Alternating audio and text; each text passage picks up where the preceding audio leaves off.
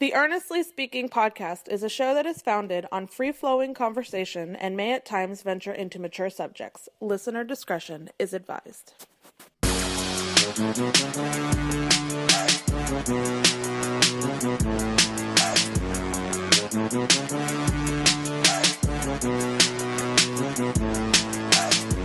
Earnestly podcast coming to you June 3rd, 2023. How you guys doing? Can't believe it's already June, man. Can't believe it's already June. We're it closes to summertime. Although it's ready. In my household, it's already summertime because my kids are out of school for the next 8, 7, whatever, however many weeks. They don't go back to school till August, I think 10th, I think it is, something like that. So, he's got to deal with that for the next couple months and stuff. But it's fine. The biggest challenge with me, with the kids, is more so finding things for them to do. As you guys know, get a little inside the show. You've listened to the show a long time. My wife and I, our schedules are kind of a little bit tricky. There are a couple of days a week where we're on the opposite of the schedules, and I'm not home during the day, and then she's not home one day throughout the entire day. So we got to fill in the gaps there for keep those kids active and keep them, because look, I don't want them damn kids on the on their iPads and their tablets all summer. I know it's hot outside. I know it's rainy at times, but they got to get some energy out. They got to get some workouts out. They got to get productivity, get some sun in their face. I know we're in a society now where people, kids like to be on their screens. And look, I'm not anti-screen. Look, a lot of the content of the show is all based on things I do watch: sports, pop culture, TV, movies, you name it.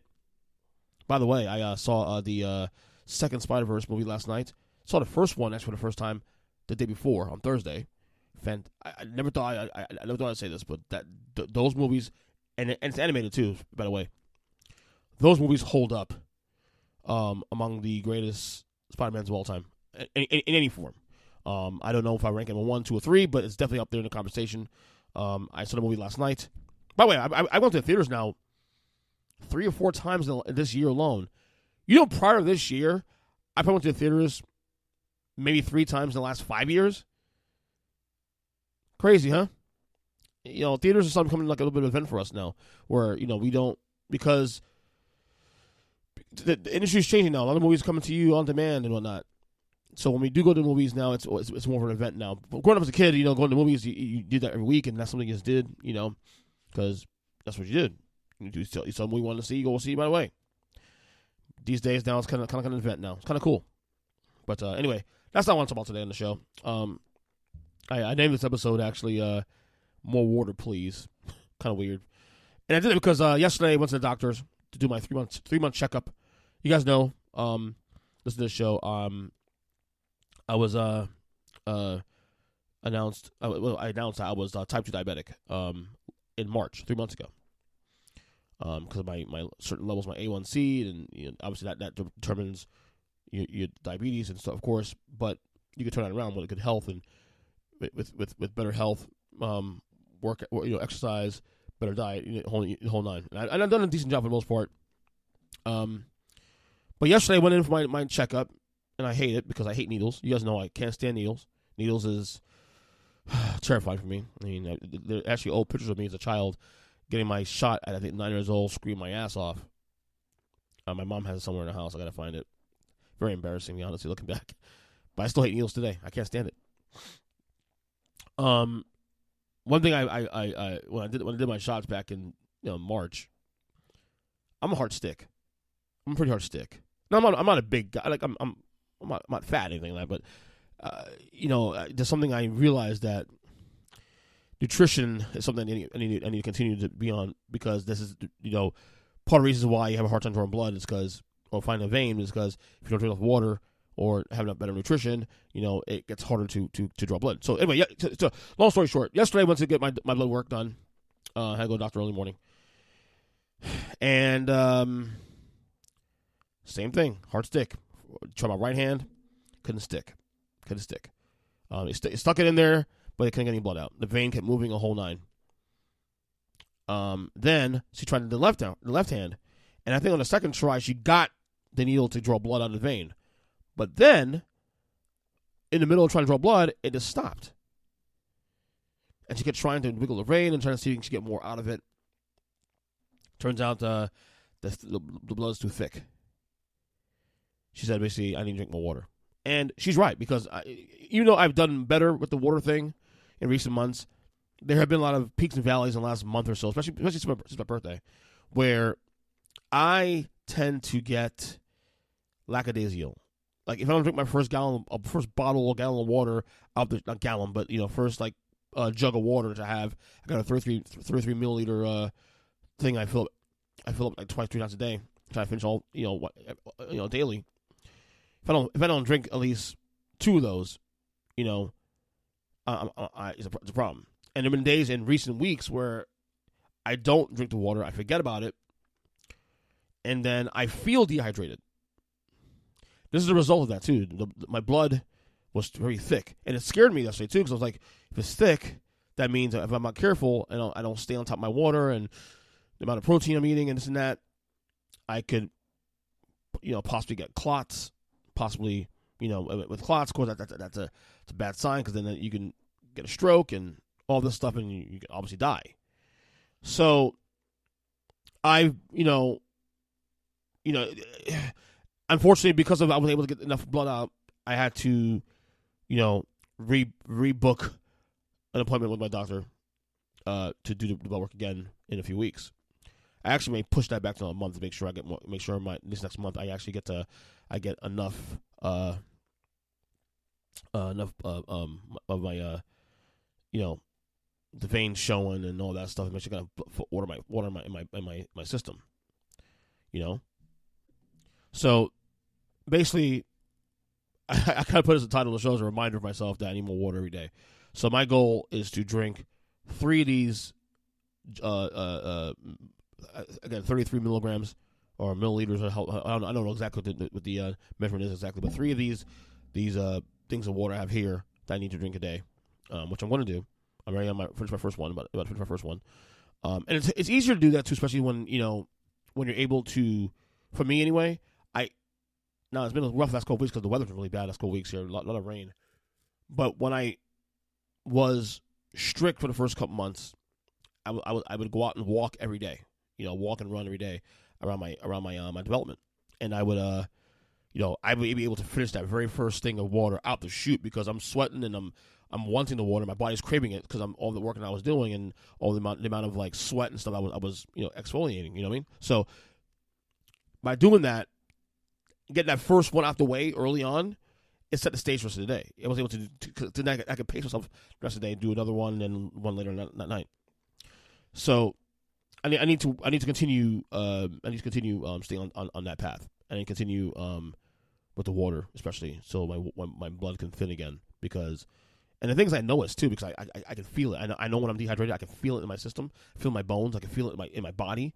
I don't feel good. I don't feel fresh. It's funny when you drink that first thing of water in the morning, for example. It's great for you. It clears up the fog when you wake up from sleep.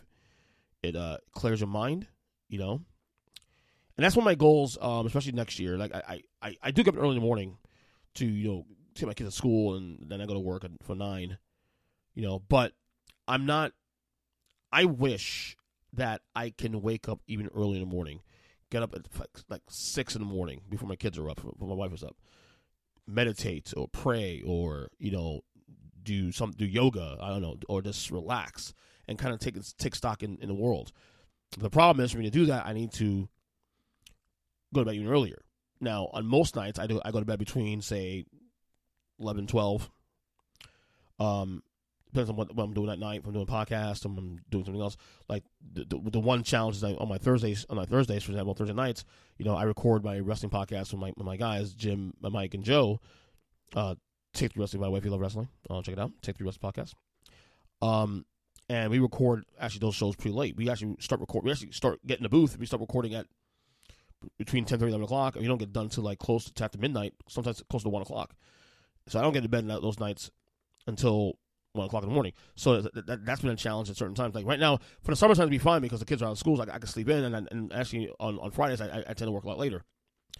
But when school starts next year, that might be a bit of an issue because my doctor keeps telling me that I need to continue getting sleep and getting rest. Rest is one of the things I need to continue. So that's something that I'm about to have to address in the months to come, maybe.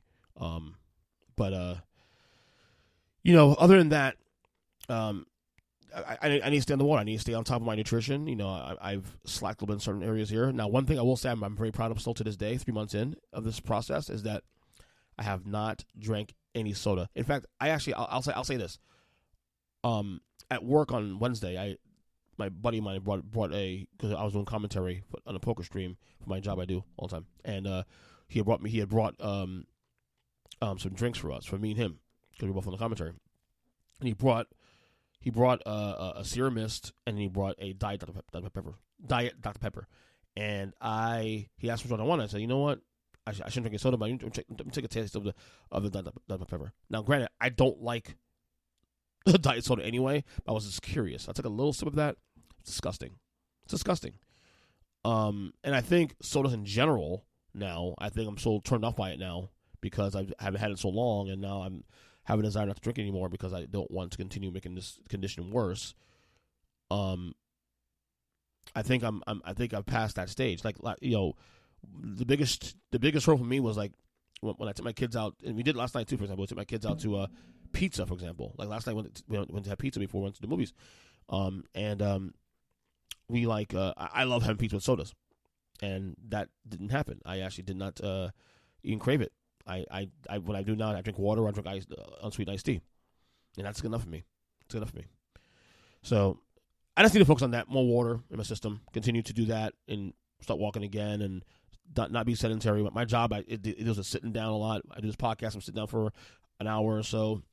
So I need to keep moving. I need to keep moving and make my body continue to move and continue to be healthy and all that kind of stuff. So, yeah. So I got to go back in about 2 weeks. Although I might push that back to another 2 weeks, especially because I want to make sure I get my body reset, and get back to the, you know, where I was, say, 2 months ago when I was very strict on this on my nutrition. At least I'm not drinking any soda, number one. At least I'm still fasting, and that's all that. So pray for you guys. Wish you luck, and hopefully we continue to do this damn thing. Anyway, NBA Finals. Let's talk about NBA Finals. Underway. Game 1. Nuggets draw first blood.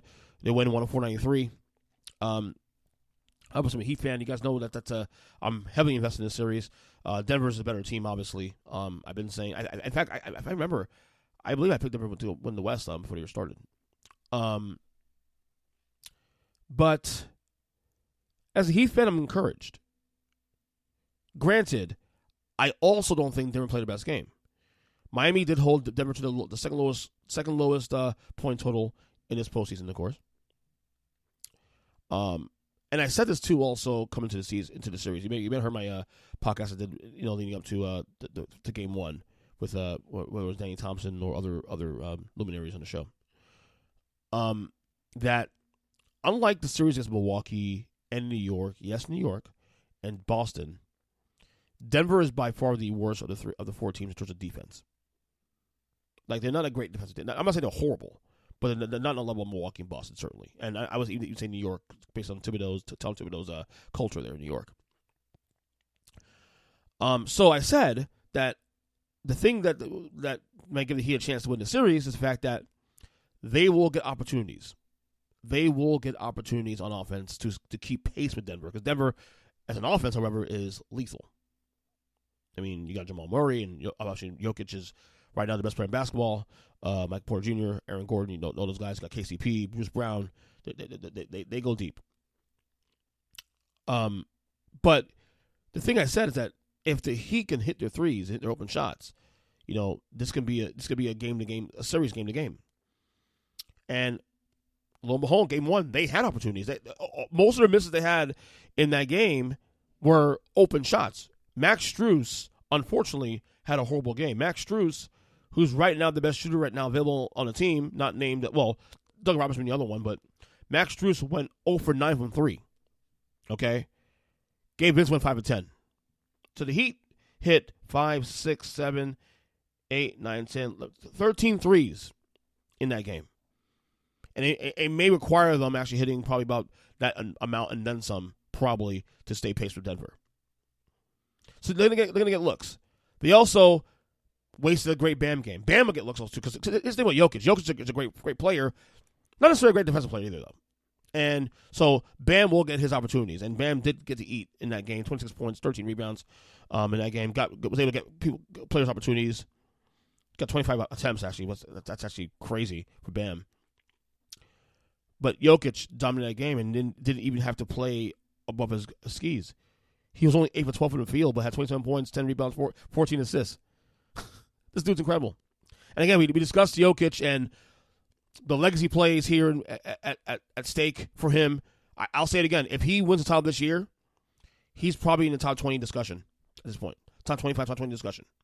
I don't know where to put him yet. We'll obviously do have those discussions in the months to come, but he's in that discussion.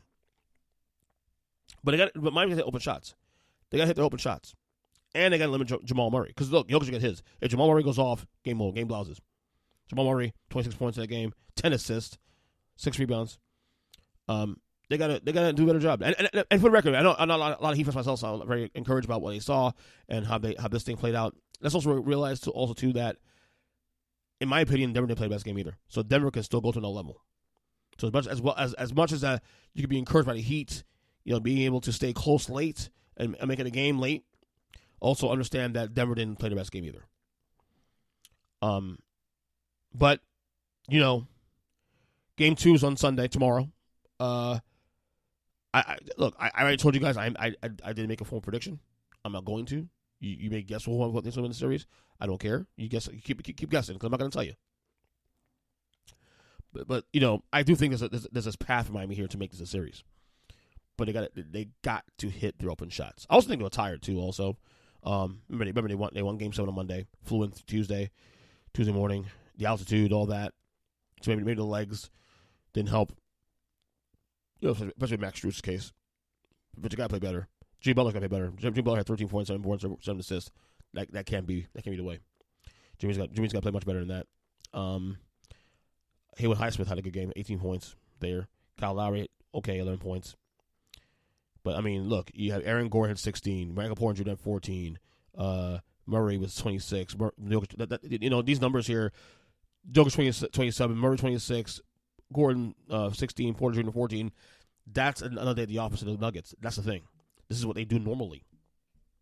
To all you guys who don't watch Nuggets basketball through a year, I did because I love watching Nuggets play basketball. People told me that they're not excited to watch. I don't know what you're spoken because I think they're fun to watch. But Game 2's on Sunday. We'll see how that goes. Tonight also Game 1 Stanley Cup here. So South Florida right now is having a moment. South Florida sports right now is having a moment. Next week, especially, it's going to be great because you have both the Heat and the Panthers down here playing championship games, finals games, back-to-back nights. The Heat one night, Panthers next night, vice versa. So it's going to be a fun week, but this is a path for the Heat to win this. I don't know if win this series, but a path for them to keep this a series and maybe if they play the cards right, win this series. But they got to hit a bunch of shots first footballs to keep pace. Now, during those finals, Game 1, Adam Silver before the game was asked about Ja Morant. As you know, Ja Morant has been under fire. He was suspended again by the Grizzlies indefinitely for, once again, brandishing a gun. Not by TMZ, didn't catch this, by his own people, his own friend on Instagram Live. Now, we know Ja Morant was suspended 8 games early in the year for doing something similar in a club somewhere and all that. Lots of stuff around Ja Morant now. Adam Silver weighed in on where we stand on the investigation and a decision on that situation. Here it is. So in assessing what discipline is appropriate, if that's the case, we look at both the history of prior acts, but then we look at the individual player's history as well. And so that and the seriousness, of course, of the conduct. So those are all things that get factored. It's not an exact science. It comes down to judgment at the end of the day on the part of me and my colleagues in the league office. In terms of the timing, we've uncovered a fair amount of additional information. I think since I was still asked about the situation, I would say we probably could have brought it to a head now, but we made the decision, and I believe the Players Association agrees with us, that it would be unfair to these players and these teams in the middle of the series to announce the results of that investigation. And given that we're, of course, in the off season, he has now been suspended by the Memphis Grizzlies indefinitely, and so nothing would have changed anyway in the next few weeks. It seemed better to park that at the moment, at least any public announcement. And my sense now is that shortly after the conclusion of the finals.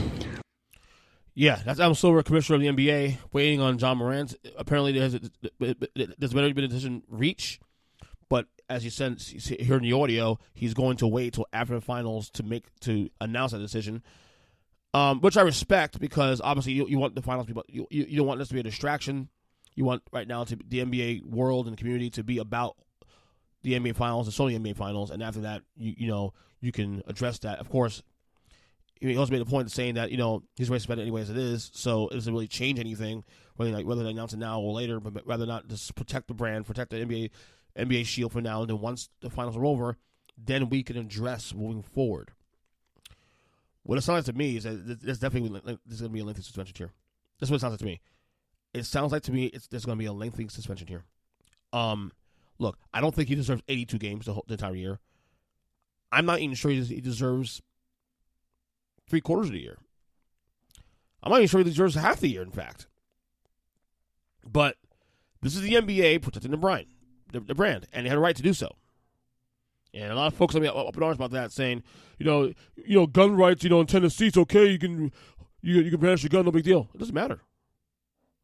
And to boot, when you also look at prior acts, and the fact that Ja Morant promised Adam Silver that he would not get makes an issue ever again, and not even 2 or 3 months later, it's an issue again.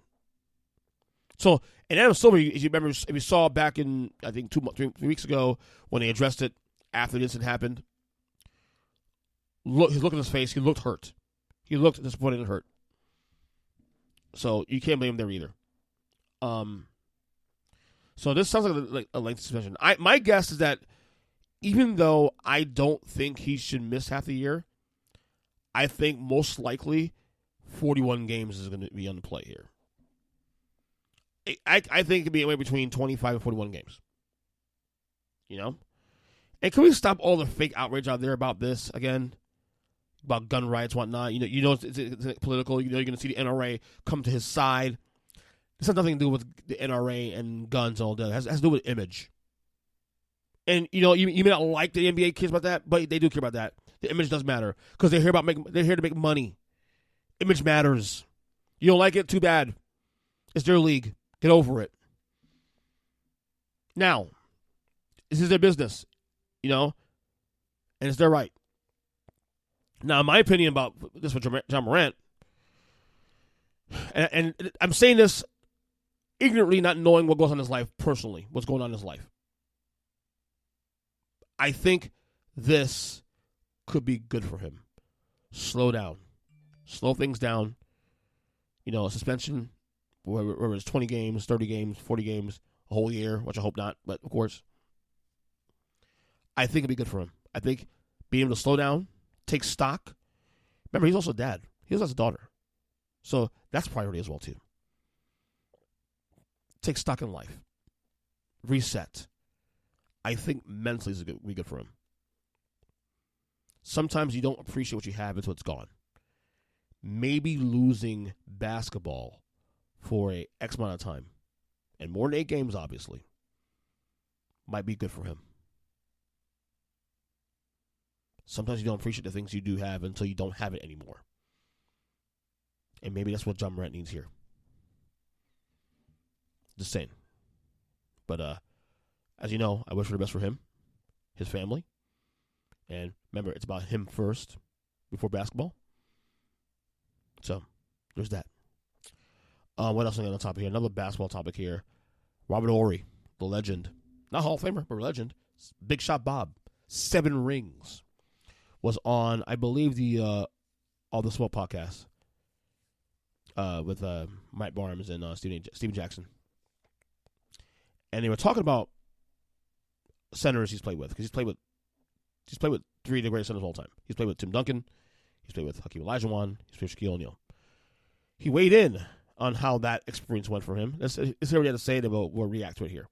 Here he is. All the other teams I played for, the one common denominator was great big men. Think about Shaq, Tim Duncan. And if you say right now, name the top 5 big men, I played with 3 of them. Yeah. Who's who? You play with 3 of them. Well, Dream's number 1 by far. Okay. We don't like to talk. Nobody wants to talk about. I think you have these guys who are quiet. Think about it. Dream, he's a really quiet guy. You can't get him to do much, to say much.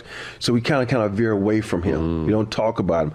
But to me, if you look at what he put together, Defensive Player of the Year, MVP in one season, all-time leading shot blocker, those things that you look at his history and what he's done for the game and how he started the game. This dude didn't play basketball growing up. Went to U of H they went. You think about it, we all went to college where they're going to teach you. U of H, they just rolled the ball out there and he went to work. And so I think what his body of work was just incredible. And he's just a good dude too, man. That's what you have to think about, a good dude. Basically what he's saying is that Hakeem Olajuwon is the greatest center of all time. That ain't close. All right, here's how I'll chime in here. Because this is complicated for me because I kind of, sort of, not really agree with him on this. So, one of the complicated things for me about ranking Olajuwon on an all-time list is, so in my top 10, you know how it goes. In my top 10 all time, it goes in this order. It goes Jordan, LeBron, Kareem, Magic, Wilt, Russell, Duncan, Kobe, Bird, and Curry. Steph Curry. So right off the bat, I've announced, 3 centers in there? I announced Duncan, Kareem, Wilt, Russell. Yeah, 4 centers in there. Okay? And then for years, I would have Olajuwon and Shaq. Like, before I put Curry at number 10, prior to this past last year, I had Shaq and Olajuwon 10A, 10B. I would go back and forth depending on how I felt. What is fact, and I will say this, what is fact is that Hakeem Olajuwon is the greatest two-way center in the history of the NBA. In fact, he might be one of, if not the greatest two-way player in NBA history. And there are many guys you can say that are elite on both sides of the ball. Michael Jordan being one. Elite offense, elite defense. That's in my top 10. Maybe Kobe. Kobe was a lead defender also too. Olajuwon, again, Horry said himself. He's a all-time leader in blocks and all this stuff. Olajuwon was a bad-ass motherfucker, man. I'm telling you.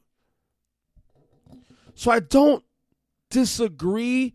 I think where I push back a little bit is the whole by far thing. A little bit of embellishing, and I get it. I do that too sometimes. I like to embellish things sometimes to make a point. And I always say, because it's hard, because he played with Shaq too also. And I always said Shaq, to me, those 3-4 years, from 99 to 2002, 2003, was, after Michael Jordan, the most dominant force I've ever seen play this game of basketball. Okay? However, Olajuwon did beat Shaq in 1995 in the NBA Finals. In fact, he swept him. One of his 2 titles were against Shaq. But Shaq, in those 4 years, was more dominant than even Olajuwon ever could be. Mainly because of size, of course. But also that era, too. You give credit to also. In that era was Shaq dominated. It was a lot of those centers like Olajuwon and Ewing, and those guys were already on the way out. Robinson was about to be out, too. So Shaq had a lot more autonomy in terms of the competition. But it's tough. I respect Horry's candor here, though, because so right now my list will have I gave my 10. My number 11 is Shaq. I'm told me Olajuwon. But any day of the week I have any of those 2 guys in top 10, Shaq and Olajuwon. Olajuwon's a badass man, dude. I mean, and again, he made a point saying not just one side of the court. He was dominant on both sides of the court, and he did it in an era where he won those titles in an era where it was Shaq.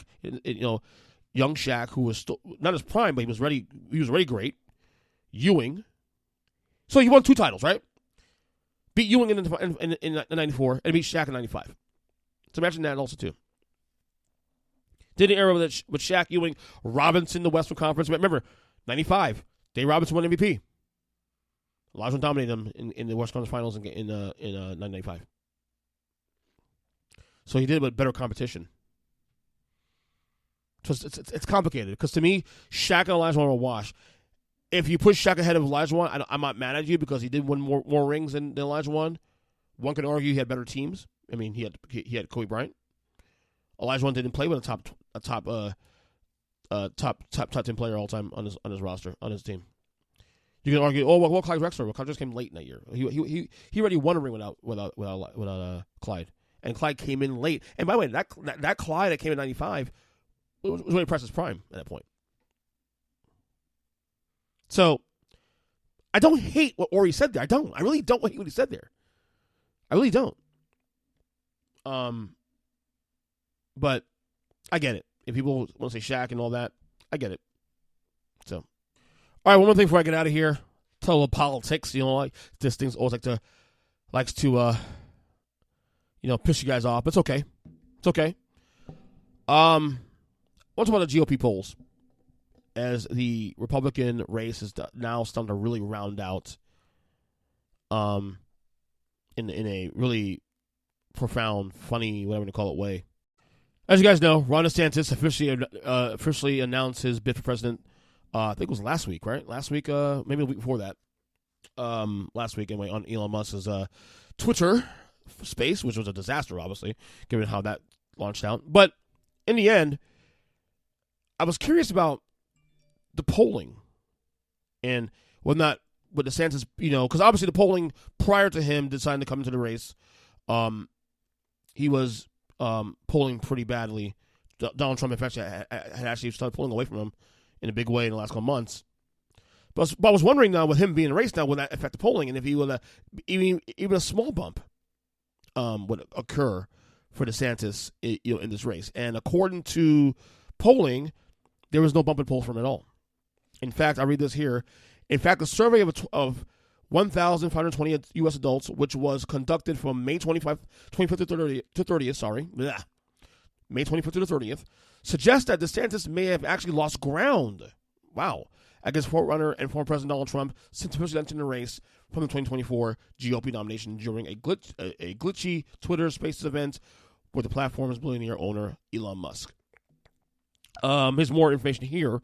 Among potential Republican primary voters, registered voters who identify as Republicans or GOP-leaning independents, Trump now leads the full field of 7 independents. Trump now leads the full field of 7 declared candidates with 53%. That's up from 48% in early May before DeSantis threw his hat into the ring, and DeSantis now lags further behind than he just did a few weeks ago. His 25% is down from 20% in early May. Put it another way, DeSantis trailed Trump by 20 points in that previous Yahoo News YouGov poll. Today, he now trails by 28 points. None of the remaining candidates, former UN Ambassador Nikki Haley, who's polling 3%, Asa Hutchinson, 1%, Tim Scott, 3%, Vivek Ramaswamy, 3%, or Larry Elder, 1%, has cleared the 5% threshold. A hypothetical two-way matchup between the two, however, meanwhile, is no better for DeSantis, with Trump leading 55% to 31%, up from 50% to 36% in early May. Also, this week, we're expected to hear Mike Pence and Chris Christie are expected to enter the race this coming week, so that'll add more fuel to the fire, more adventure and stuff. Look, barring anything catastrophic, I think Donald Trump's the nominee. And I think also here's my opinion, I think where DeSantis went wrong here. The idea of trying to go further to the right from Trump by trying to go with the 6-feet abortion ban, for example. That's a mistake. I know he's trying to coalesce those Trump voters. I get that. But going that far to the right to secure that base, even if it's in ways to beat Trump, and then, I don't think that works when you have to worry about, even if you're facing Joe Biden, who is not very viable at this point now, at least the numbers suggest that. That's a risk. That's a big risk there. I think him going far to the right, I think him picking fights with Disney, framing himself as a anti-business when Republicans are normally pro-business, pro-capitalist, and yet you're picking fights with businesses and small businesses, and especially Disney as well. Not a good look either. I think DeSantis and his campaign made a miscalculation on that. I think you were better off just waiting until 2028 to do it. But then again, the risk for them, of course, there in 2028 is that if Trump further soils the GOP brand between now and 2028, in the same way Bush did in 2008 for McCain, that's another risk there as well. But I think it was an inherent risk there. I think DeSantis also, now that he's on the national stage now, looks awkward, doesn't look confident. He doesn't look like to me. There's a lot more Ted Cruz in him than Donald Trump. Same with Donald Trump, and I'm not a Trump fan at all. You guys know this, but he's charismatic, he's charming, and he can talk to people. You may not believe what he's going to say, what the things he says, and I get that. But Donald Trump knows how to communicate. Ron DeSantis, you can tell, does not look like someone that can communicate to the average voter. Maybe to his base. But someone like me, an independent, who would hypothetically vote for a guy like him if I actually believe the things he says. I'm a Democrat. I am not a Democrat. You guys know this already. I'm an MPA. I voted both sides many years. I said on the podcast that I did a couple days ago, last week, that I actually found a Republican candidate I actually would support, hypothetically. So it has nothing to do with partisanship here for me. But I think he made a miscalculation there. And the polling suggests that now. Barring Trump getting arrested and at this point, even if that happens, he might get murdered anyway by his base. I think at this point, he made a miscalculation, and it's going to hurt him. The GOP, but we'll see when the speeches happen. We got a lot of time left. I think the first speeches for the GOP is coming in August. I saw a report. August is the first set of primary speeches there. So I'm looking forward to this. I love this time of year. You guys know I love politics. Love to talk about it, and you're going to have more of this stuff, especially in the summertime with no sports. Really, you hear more of this stuff on the pod. So anyway, that was it for me on this episode dated June 3rd, 2023. Again, I'm on Twitter at EJ7. I've been drinking water in this entire episode. Finished our first cup for today. I'm on Twitter again, EJ7. Check out YouTube. Guys, also please check out the YouTube page at youtube.com/@Earnest Christian. And we will talk soon. Enjoy your weekend, guys.